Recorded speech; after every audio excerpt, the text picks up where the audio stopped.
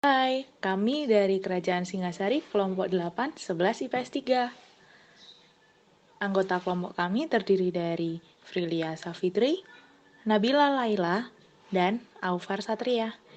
Di sini kami akan menjelaskan tentang Kerajaan Singhasari yang terdiri dari latar belakang, masa kejayaan, bidang aspek, masa keruntuhan, dan juga dampak dari berdirinya Kerajaan Singhasari. Kita akan langsung memasuki latar belakang berdirinya Kerajaan Singhasari, di mana kerajaan ini adalah kerajaan di Jawa Timur yang didirikan oleh Ken Arok pada tahun 1222. Kerajaan ini ada di daerah Singhasari, Malang, dan bercorak Hindu-Buddha. Kerajaan ini awalnya berasal dari daerah Tumapel, yaitu kekuasaan Kerajaan Kadiri. Tumapel pada saat itu dikuasai oleh seorang Akuwu bernama Tunggul Ametung.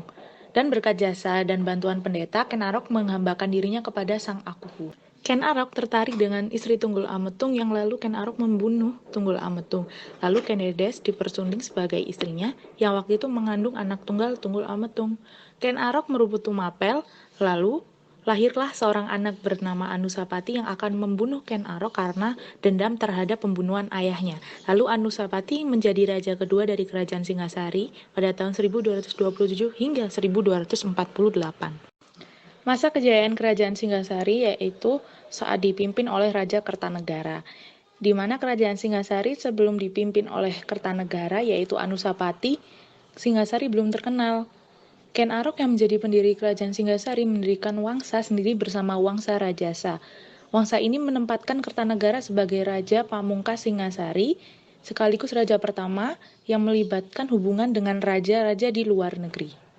Puncak kejayaan juga didukung karena Singhasari mengadakan ekspansi Pamalayu yang berhasil menaklukkan kerajaan di luar Pulau Jawa. Kejayaan juga didorong oleh keengganan Raja Kertanegara untuk tunduk pada Kaisar Kubilai Khan. Masuk ke bidang politik, kabar Ken Arok terbunuh didengar oleh Tojoyo yang akhirnya juga membalas kematian ayahnya. Sampai akhirnya Kertanegaralah yang memimpin Kerajaan Singasari. Mengenai kehidupan ekonominya, Singasari tidak begitu jelas diketahui. Tapi kemungkinan besar tidak jauh berbeda dari kerajaan-kerajaan sebelumnya. Kita lanjut ke bagian budaya. Kehidupan sosial budaya Kerajaan Singasari meninggalkan bukti kebudayaan seperti patung, prasasti, maupun candi. Kita akan langsung memasuki bagian 2 dari Kerajaan Singhasari, di mana di sini terdiri dari keruntuhan Kerajaan Singhasari dan juga dampak akulturasi dan masa Kerajaan Singhasari. Masa keruntuhan Kerajaan Singhasari ada pada masa di bawah kejayaannya Raja Kertanegara, di mana sang raja dan jajarannya lebih sibuk melakukan ekspansi di luar Jawa hingga lengah dan terjadilah pemberontakan oleh Jayakatwang dari Kadiri. Jayakatwang berhasil membunuh Kertanegara yang dibantu oleh Arya Wiraraja dari Madura, sehingga Singhasari pun berakhir dan berdirilah kerajaan baru yaitu Kerajaan Kadiri. Kita akan langsung masuk materi terakhir di mana kita akan menjelaskan tentang dampak dari Kerajaan Singhasari, di mana dampak ini terbagi menjadi dua, yaitu dampak keruntuhan dan juga dampak akulturasi.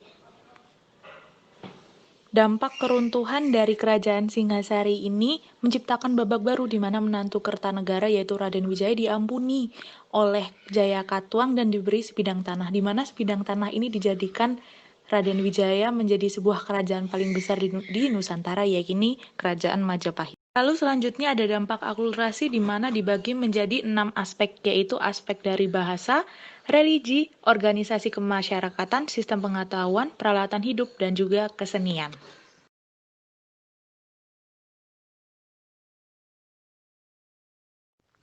Dampak akulturasi bahasa, dikenalnya bahasa Sanskerta yang kemudian menambah pendarahan bahasa Melayu bahasa Indonesia. Dampak akulturasi religi, dikenalnya agama Hindu dan agama Buddha yang sedang mengalami sinkretisme dengan kepercayaan animisme dan dinamisme. Dampak akulturasi organisasi, dikenal sistem pemerintah kerajaan yang dipimpin oleh seorang raja yang diurus menjadi seorang dewa. Akulturasi ini memunculkan sistem kalender berdasarkan tahun Saka dan penulisannya menggunakan candra rasangkala. Adanya akulturasi pada bidang peralatan hidup menimbulkan munculnya teknologi pembuatan candi dan bangunan dasar perundak sebagai pemujaan nenek moyang. Dampak akulturasi bidang kesenian menyebabkan adanya relief candi yang mengambil kisah Ramayana dengan suasana Indonesia. Berikut adalah penjelasan singkat dari Kerajaan Singasari. Terima kasih dan semoga bermanfaat.